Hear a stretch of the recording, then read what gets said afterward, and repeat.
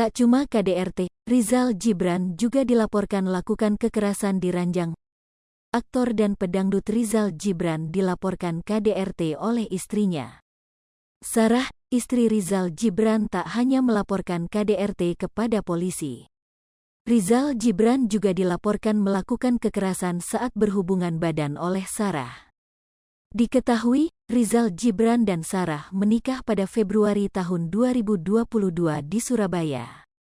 Sarah telah resmi melaporkan tindakan KDRT dan kekerasan lainnya Rizal Jibran ke Sentra Pelayanan Kepolisian Terpadu, SPKT, Polda Metro Jaya.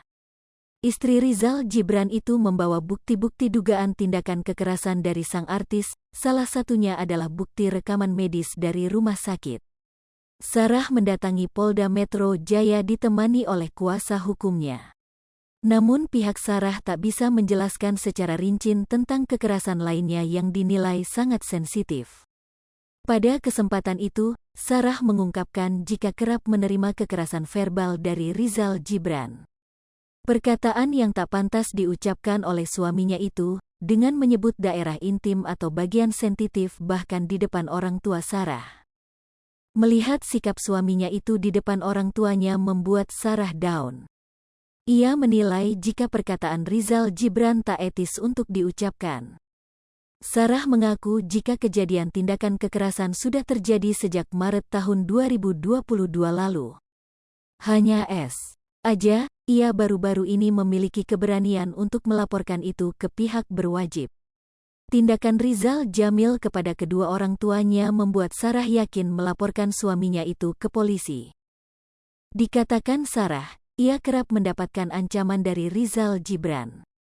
Atas kejadian yang dialaminya ini sampai membuat Sarah takut untuk bertemu dengan Rizal Jibran.